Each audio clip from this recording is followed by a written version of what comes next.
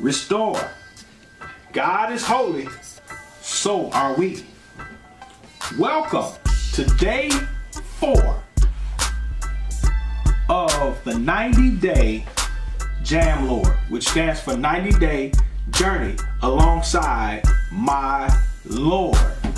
And I am your host, Rasheed Jeffries, yours truly. And remember, this is a testimony. This is God's story as experienced through the life of myself. Because I believe God is in charge. He had his hand on my life all throughout my life, regardless of whether I acknowledged him or not, whether I had a relationship with him or not. He was orchestrating every step, even though I wasn't a Christian. I wasn't following him like I should have been early on in life. This is a very monumental day today because this is going to be the day. I know we've already had 3 days, but today is the day that everything gets started. Because today we're going to talk about my salvation experience. Now let's recap and bring everybody up to speed of where we are right now. We went through my entire adolescent period. We talked about where I was when I was a child, how I played the baritone, how I was gifted, I was talented at rapping, and I was extremely intelligent. We talked about how I went to Cass, very prestigious high school throughout the country. Did not do well there. Wound up getting kicked out for fighting and skipping, amongst other things. Wound up going to Henry Ford High School, where I spent an extra year in high school. So I stayed until 1990 when I graduated, when I was actually in the class of '89. So some things are not going too well for me. I'm struggling at home. I'm struggling in school. I went to the Navy. I was struggling there. Wound up leaving the Navy after a year. Came home, had some odd jobs. And so now here we are. We're going to catch it up. Right around 1992. I'm about 20, maybe 21. Right around that time. It was right before I moved out of my parents' house. We ended off last session talking about when I moved out. Well, we're going to begin this session just before that. I want y'all to picture this scenario. Where we are right now, we're inside of 19344 Fielding. This is the house where I grew up at, the house I showed you in the last session. We're in the dining room right now. This is where we were on this fateful day. I'm going to tell you what happened. I need you to follow me here. A whole lot of us, all of my boys, we used to hang out here. This was the hangout spot. One night we were all in here hanging out, having fun, a lot of people drinking, a lot of people cussing, a lot of people clowning each other, capping back and forth. We got into a conversation, a discussion. Don't know how it started, but we started talking about the Lord. We started talking about the Bible. But guess who does not know the Lord? Me. I didn't grow up in church, remember? But I have my own philosophy on things because I was the type of guy who was extremely influential. I was a leader on my block, in my hood. I was a leader. A lot of people followed me. And I had a lot of opinions. And so I expressed my opinions that day. And there's a guy, his name is Eric. He was my best friend at the time. And he was just as wild as I was. He used to fight all the time just like me.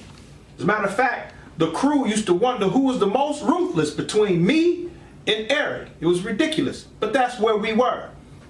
So, Eric is standing over here. I'm standing over here. We back and forth, arguing. God is real. No, he ain't. God's word is true. No, it's not. I'm the one that's saying no, it's not. I'm disputing Eric. Eric is coming with testimony.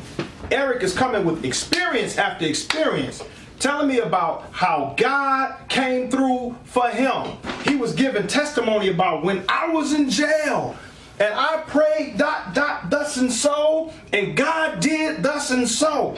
And he kept coming with it. I couldn't come with testimony. I was coming with my theory. I was coming with what I thought, saying that God's not real, his word's not true.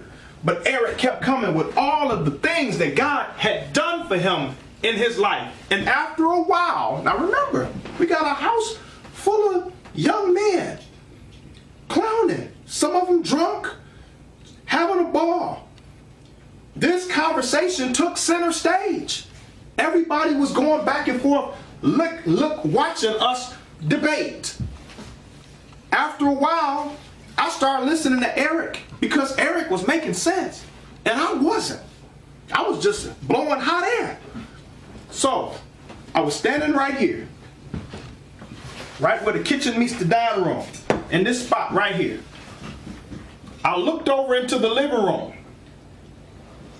In the living room, the entire time that we were having our conversation, there was a guy who had passed out. He was drunk. And he was out for hours. The entire time we were here, he was out. Sleep. Passed out. While Eric is still talking, I'm standing like this. And I had a thought, people. I didn't say this out loud. I was thinking to myself. Here was the thought that I had. Why is it that Eric is just like me, Lord, and you constantly show him that you're real? I've never had a prayer answered. I tried to pray. You never showed me that you're real. I would like to have the experiences that Eric had. What's wrong with me? So here's the thought that I had. If you are real, let me know right now. The very second that I thought the words right now, the guy who was in the living room passed out, woke up. But he didn't just wake up. His eyes bucked wide open like this. And he starts speaking in tongues. Loud. Drowned out every noise that was previously heard in the house. To the point where everybody shut up and they listened. And he went at it for about 10 whole seconds. And as instantly as he started, he stopped. Stopped. And everybody in the house looked at him. All of the attention was on my man in the living room who was drunk, passed out, all of a sudden speaking in tongues. And they paused. And all of a sudden, you hear an eruption of laughter. Ah! Everybody laughing. Except for me. Because I'm standing here knowing what just happened. And I cried. Tears started running down my face. My boys had never seen me cry. Me, Mr. Hardcore, cry. They were confused.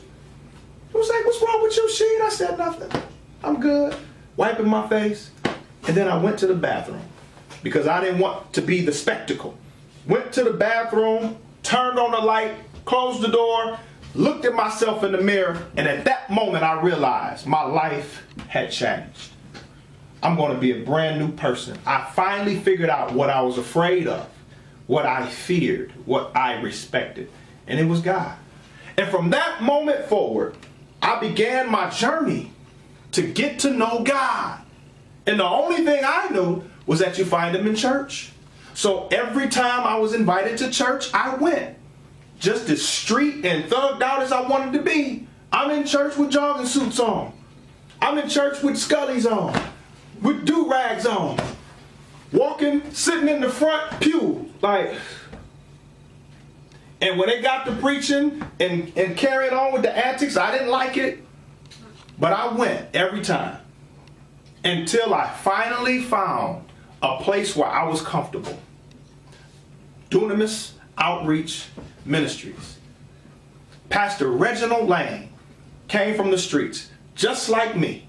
And I could identify with him because he wasn't talking like the other preachers talked. He didn't hoot and holler. It wasn't fake to me. It was genuine to me. He kicked it with me as if we were standing face to face, just like Eric was kicking it with me on that fateful night. That's how Pastor Lane talked over the pulpit. And I received it. I embraced it. I loved it. I kept coming. I kept going back. And I went to that church for 7 whole months. And I finally gave my life to the Lord.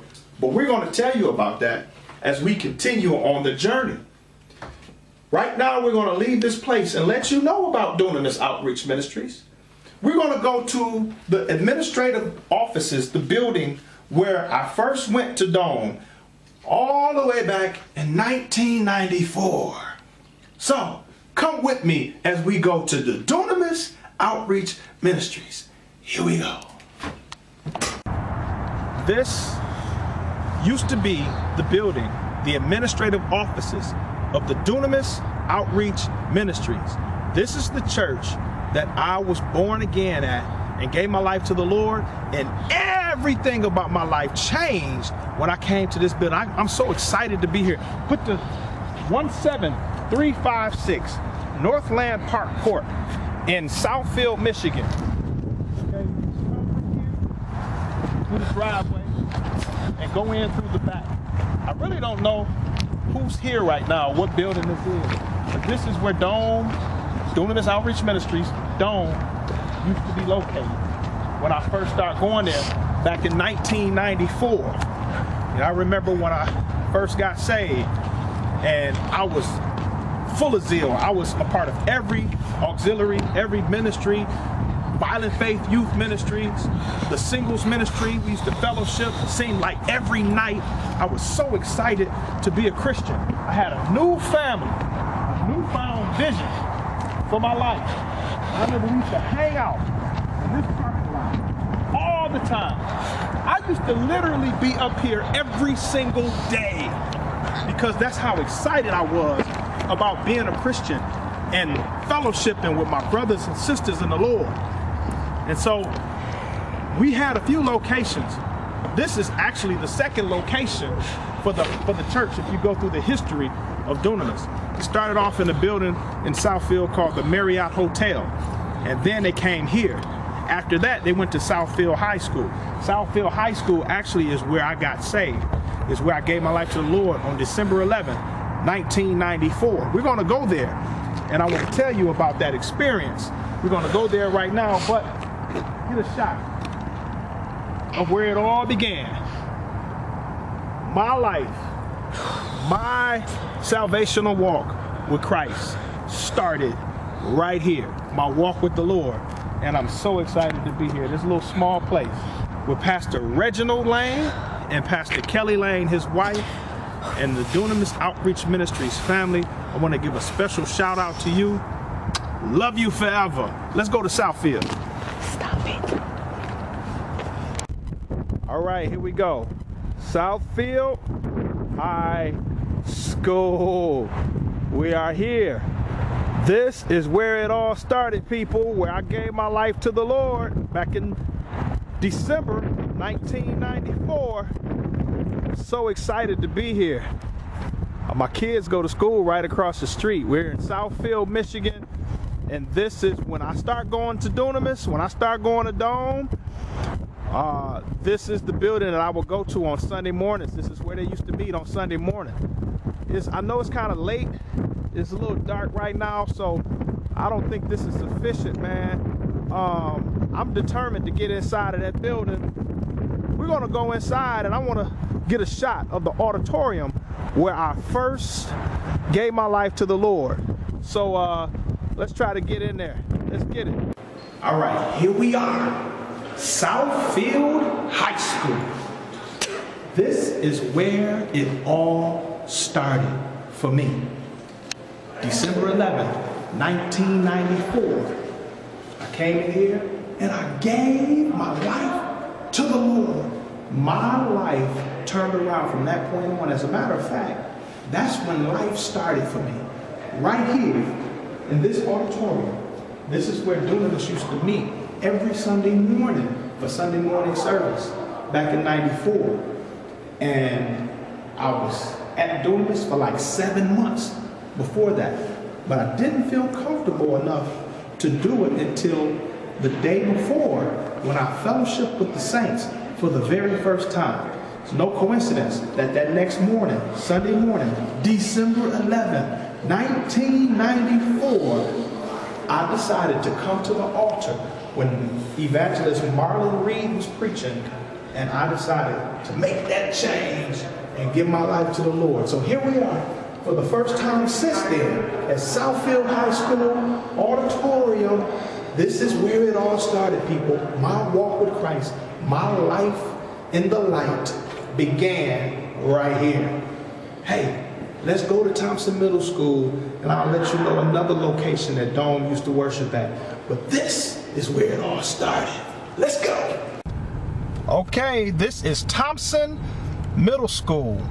This is another place where Dunamis held service on Sunday mornings. I remember I was on the setup breakdown crew back in the day when we would go to the administrative offices on Northland Park Court to get all of the equipment to lug it all the way over here every Sunday morning at 4 o'clock so that we can get it here on time. And then afterwards, after service, we had to lug it back to Northland Park Court. That's how dedicated we were in this ministry, man, because we loved God. And this is where my foundation was built. This is where I grew in the Lord. I was on every ministry you can think of, the children's ministry, you know, the altar workers, the baptismal committee, anything other than the ushers. I think I did everything. Praise team. I think I did everything other than being an usher. And I always wanted to be one. I don't know why I never got a chance to. But anyway, this is where we met every Sunday morning. And we still met at Northland Park Court for Wednesday Bible study. But on Sundays, we would meet here, and we have a whole lot of memories here, man. And then after we left here, that's when we went to the building on Greenfield where they still hold service, where Dunamis still resides. Okay? So, let us continue on this journey.